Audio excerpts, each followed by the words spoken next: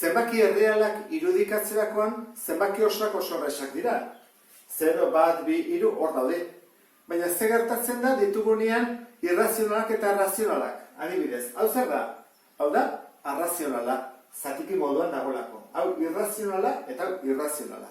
Nola irudikatzen dira? Guazen egitea adibidez, arrazional batekin. Zer egiten dugu lehenengo? 8 zati 3, jakiteko zenbat oso dira. 8 zati 3, 2 ezta, 3 bider 2, 6, eta 2 soberan, beraz hori da, 2 oso eta ondarra 2 eren. Horren izango da, 2 baina gehiago eta 3 baino gutxiago. Horren egon behar da, 2 haun artean, 2 baino gehiago, 3 baino gutxiago. Hori nola egiten da? 2 eren, 2 eren hemengoa, egin behar dugu 3 zatitan. Nola egiten da? Hartzen dugu guk, 2tik hasita, zera 2, zerbait, 2tik hasita zuzen bat goruz, nahi dugun luzerakin. Adibidez horrela.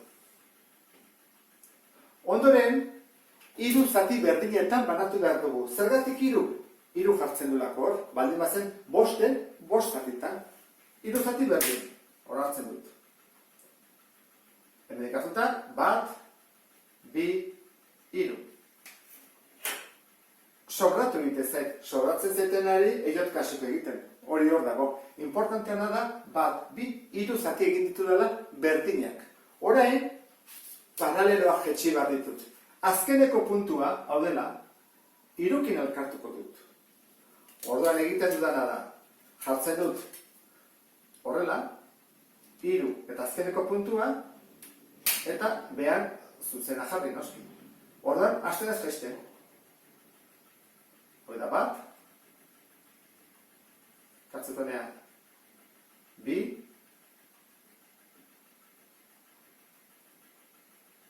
eta 3.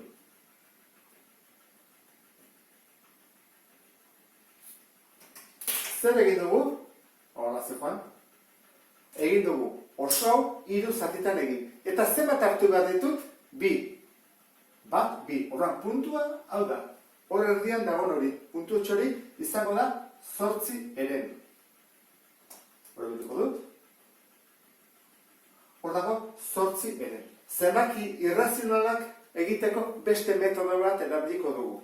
Eta da, Pitagorasen teorema jarretuta. Gu badakigu, hau baldin bada hipotenusa izango da, erroketa norena, kateto batena berbi, gehi bestelena berbi. Orduan, nik egiten baitut berbi, eta erroa sartzen badut, hori da hipotenusa. Hori erabiliko dut. Biren erro izateko, zenbat balio bat dute honek eta honek? 1 eta 1, ni baino dut hemen 1, eta hemen baino dut 1, hau H izango da. 1 berbi, 1, gehi 1 berbi 1, H da, erbi. Orduan, egingo dudana izango da. Hemen 1, goraka 1 igo, eta jetxi. Ikusiko zu nola egiten dugu. Perpendikularra behar dugu, noski. Hemen ikusten zu bezala, perpendikularra. Luzatzen dut, berdin da sorratzea ere bai, Horak, urrengoa, eskubira, baldin bazen unitate bat, hemen jartzen duen bezala, goraka ere bat egon batu. Bizatzi berdin da, 1. Orduan, hau da hipotenusa.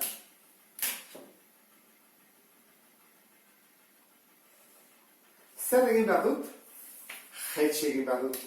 Distantzi berdina. Toi nola egiten da konpasarekin. Nik nola ez dudan konpasa hemen, erabiliko dut hau, berdina dela. Bere funtzio egiten du.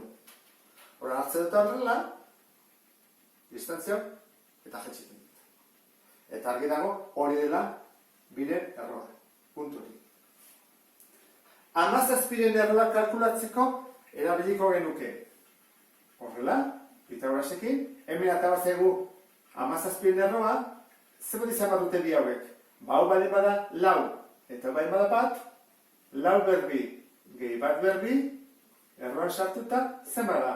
Hau da, 16 gehi 1, beraz, hau izango izateke 17 erroa. Behar dugu 4 eta goraka 1. Behingo dugu 1, 2, 3, 4, eta hemendik goruntz, perpendikular bat. Zuta ingo dugu. horrela. Orain, bat altura, ez bikoa, orduan batekoa izateko, hemen jarriko dugu horrela, hau da bat, eta konpasarekin, kasu honetan horrela ingo dugu, azkarra badelako, noski. Hartzen dut puntu hori, eta jetxekin dut. Hori izango litzateke, 17 error, puntu hori. Eta honela irudikatuko genituzke. Hola, irrazionalak, eta modu honetan, arrazionalak. Eta honekin, ulertu duzulakoan, beste bat arte, agur?